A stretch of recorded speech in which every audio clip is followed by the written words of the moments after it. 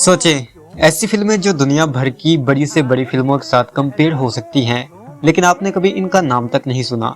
ऐसे cinematic James जो critics की तारीफ तो ले गए, मगर आप तक कभी नहीं पहुंच पाए।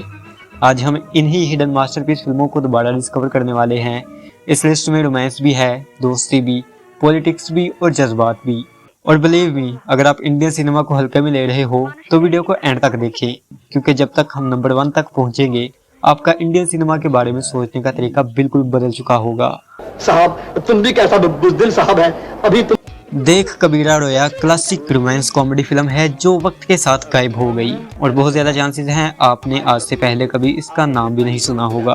फिल्म की कहानी पर बात करें तो ये कहानी है 3 आर्टिस्ट की, एक राइटर, एक सिंगर और एक पेंटर, जो प्यार ढूंढने निकले हैं, लेकिन कंफ्यूजन ऐसे लेवल का हो जाता है कि असल प्यार मिलने के चांसेस और भी कम हो जाते हैं। ये फिल्म 1957 में रिलीज हुई, जिसे अमिया चक्रवर्ती ने डायरेक्ट किया। अगर आपको ब्लैक एंड व्हाइट एरा का रोमांस और सोलफुल म्यूजिक पसंद है तो ये फिल्म जरूर देखें। देख कबीरा रोया की IMDb रेटिंग 8/10 है। आजकल अगर आप गौर करो तो हर बंदा एक सेलिब्रिटी की लाइफ के पीछे पड़ा है, इसके जैसा बनना चाहता है, उसको कॉपी करता है। लेकिन कभी सोचा है कि इन सेलिब्रिटीज की असल फीलिंग्स क्या होती हैं? अगर आप एक सेलिब्रिटी की लाइफ को बहुत ही ज़्यादा रियलिस्टिक लेवल पर एक्सप्लोर करना चाहते हो तो सत्यजीत रे की नायक द हीरो ज़रूर देखें। सत्यजीत रे की ये फिल्म एक सुपरस्टार की कहानी है जो एक ट्रेन जर्नी के दौरान अपनी लाइफ को रिफ्लेक्ट करता है। ये सुपरस्टार ट्रेन के जरिए सफ़र करके अपना अवार्ड कलेक्ट करने के लिए जा रहा होता है। ट्रेन में इसकी मुलाकात एक जर्नलिस्ट से होती है, जिससे वो अपने पास्ट एक्सपीरियंस को शेयर करता है। उत्तम कुमार और शर्मिला टैगोर की परफॉर्मेंस इतनी रियल है कि लगता है आप भी इसी ट्रेन में बैठे हो।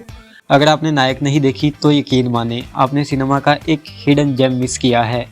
इस फिल्म की IMDb रेटिंग 8.2/10 और रॉटन टोमेटो स्कोर 100% है। राज कपूर की प्रोड्यूस की गई ये फिल्म 2 अनाथ बच्चों की कहानी दिखाती है, जो कि अपनी आंटी के रहमो करम पर हैं, लेकिन वो इन पर बिल्कुल भी रहम नहीं करती और ज़बरदस्ती इनसे भीख मंगवाना शुरू कर देती है। सड़कों पर भीख मांगकर रात को जितने भी पैसे इकट्ठे होते हैं वो इनसे ले लेती है। एक दिन वो तंग आकर भाग जाते हैं और अपना गुजारा करने के लिए जूतों की पॉलिश बेचते हैं। बचपन की मासूमियत और रियल लाइफ स्ट्रगल का ऐसा कॉम्बिनेशन शायद ही किसी और फिल्म ने दिखाया हो। ये सिर्फ एक कहानी नहीं है, बल्कि एक इमोशनल जर्नी है जो आपके दिल में हमेशा के लिए बस जाएगी। बूट पॉलिश की IMDb रेटिंग 7.9/10 है। अगर बूट पॉलिश आपको इमोशनल करेगी तो मैगे ढाका तारा तुम्हें तोड़ कर रख देगी। एक लड़की जो अपनी फैमिली के लिए सब कुछ सेक्रीफाइस कर देती है, लेकिन जब इसे खुद एक सहारे की ज़रूरत होती है तो दुनिया इसे भूल जाती है। कहानी अनीता के गिर्द घूमती है, जिसका बाप एक एक्सीडेंट की वजह से कमाने की कंडीशन में नहीं है, और इसका भाई जो कि सिंगर बनना चाहता है, इसका मानना है कि जब तक वो अपने टैलेंट को सही से निखार नहीं लेता तब तक कमा नहीं सकता।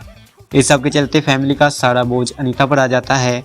अनीता सबके लिए कुर्बानियाँ देती है, लेकिन इसके बदले में इसे हमेशा तकलीफ ही मिलती है। इसका एक डायलॉग है, दादा अम्मी बाँचते चाहिए, मतलब भैया मुझे जीना है। और बिलीव मी, ये सुनने के बाद कोई भी इंसान अंदर से टूट जाएगा। इस फिल्म की IMDb रेटिंग 7.8/10 है। क्या कह रही है? घर बुलाया? एक बाप और बेटी के रिलेशनशिप पर बनी ये फिल्म बॉलीवुड की सबसे अंडररेटेड फिल्मों में से एक है। कहानी उमा शर्मा पर फोकस करती है, जिसकी मां की बचपन में ही डेथ हो जाती है, और इसका बाप मोहन उमा को अपने सामने बिल्कुल भी बर्दाश्त नहीं कर पाता, क्योंकि जब भी वो उमा को देखता है उसको अपनी बीवी की याद आ जाती है। अब क्योंकि उमा खुद के सहारे पर ही बड़ी होती है, जिसकी वजह से बड़े होते होते वो बहुत ही ज़्यादा डिप्रेस्ड और इंट्रोवर्ट हो जाती है। कहानी मज़ीद इंटरेस्टिंग होती है जब उमा का बाप मोहन बीमार हो जाता है और उमा को एक लड़के अशोक से प्यार हो जाता है। शर्मिला टैगोर का क्वाइट इमोशनल परफॉर्मेंस और ऋषिकेश मुखर्जी की सिंपल मगर इम्पैक्टफुल डायरेक्शन इस फिल्म को और भी खास बना देती है। अगर आपको डीप और मीनिंगफुल स्टोरीज पसंद हैं तो ये फिल्म आपके लिए एकदम परफेक्ट है। अनुपमा की IMDb रेटिंग 7.4/10 है। सप्तापदी रोमांस ड्रामा फिल्म है जो 1961 में रिलीज हुई और अजय कार ने इस फिल्म को डायरेक्ट किया। एक हिंदू लड़का और एक एंग्लो इंडियन लड़की, इनके बीच का प्यार, सोसाइटी का प्रेशर और आइडेंटिटी क्राइसिस। ये सिर्फ एक लव स्टोरी नहीं बल्कि एक कल्चरल डिलेमा है जो इंडिया जैसे देश के लिए हमेशा इम्पोर्टेंट रहेगा। इस फिल्म में उत्तम कुमार और सुचित्रा सेन की केमिस्ट्री नेक्स्ट लेवल की है, जिसकी वजह से बंगाल फिल्म जर्नलिस्ट एसोसिएशन की तरफ से उत्तम कुमार ने बेस्ट एक्टर और सुचित्रा सेन ने बेस्ट एक्ट्रेस का अवार्ड जीता। अगर आपको रोमांस ड्रामा फिल्में पसंद हैं तो ये आपके लिए जबरदस्त ऑप्शन है। सप्तापदी की IMDb रेटिंग 8.3/10 है। बॉलीवुड में फ्रेंडशिप पर बहुत सी फिल्में बनी हैं, लेकिन दोस्ती फिल्म का लेवल अलग ही है। एक अंधा लड़का और एक लंगड़ा लड़का जो दुनिया के ठुकराने के बावजूद एक दूसरे का हाथ नहीं छोड़ते। रामू का बाप जो कि एक फैक्ट्री वर्कर था, एक एक्सीडेंट में मर जाता है और जब फैक्ट्री के मालिक इसका मुआवजा देने से इनकार कर देते हैं तो सदमे की वजह से रामू की मां की भी डेथ हो जाती है। इसी के साथ एक हादसे में रामू अपनी टांगे खो देता है। रामू की मुलाकात मोहन से होती है जो कि अंधा है और इसकी स्टोरी भी रामू से ही मिलती जुलती है। अगर इसके म्यूजिक पर बात करें तो इसके साउंड ट्रैक्स इतने ज़बरदस्त है कि आपको अंदर से हिला के रख देंगे। दोस्ती की IMDb रेटिंग 8.5/10 है। ज़रा सोचे, एक ऐसा टैक्सी ड्राइवर जो सिर्फ अपनी नॉर्मल लाइफ जीना चाहता है, लेकिन धीरे धीरे क्राइम और लालच की दुनिया में ऐसे फंस जाता है जहां से निकलना ना सिर्फ मुश्किल बल्कि ऑलमोस्ट इम्पॉसिबल लगता है। ये सिर्फ एक स्टोरी नहीं है, एक जर्नी है। ऐसा कैरेक्टर जो ना पूरा अच्छा है और ना पूरा बुरा, बस लाइफ के ग्रे जोन में फंसा हुआ है।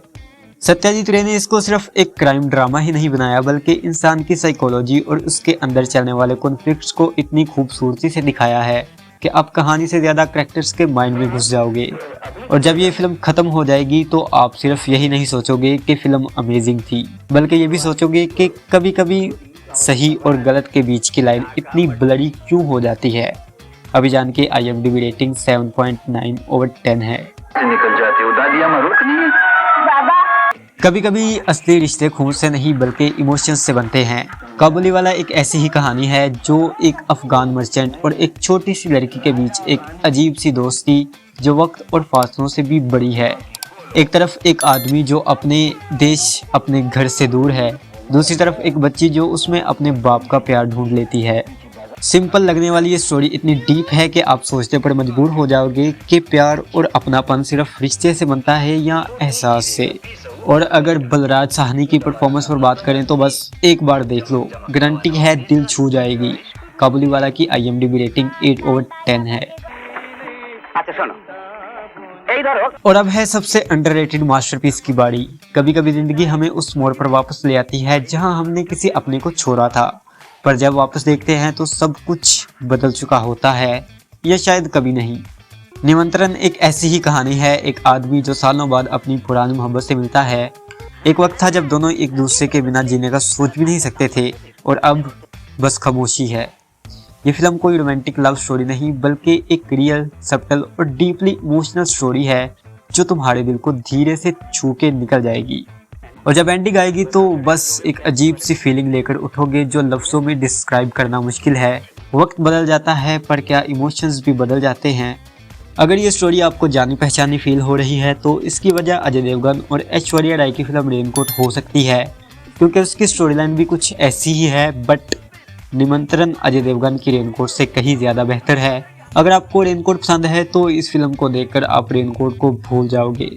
निमंत्रण की IMDb रेटिंग 8.7/10 है। तो बस दोस्तों, ये थी 10 अंडररेटेड फिल्में जो डिजर्व करती हैं कि इनको दोबारा देखा जाए। कौन सी फिल्म ने आपको सबसे ज़्यादा एक्साइट किया और कौन सी आप पहले ही देख चुके हो, कमेंट में ज़रूर बताएं। अगर ये लिस्ट पसंद आई हो तो वीडियो शेयर करना मत भूलें ताकि और लोग भी सिनेमैटिक जेम्स को डिस्कवर कर सकें। मिलते हैं अगली वीडियो में, तब तक के लिए अंडररेटेड सिनेमा को एक्सप्लोर करते रहें। खुदा हाफिज़।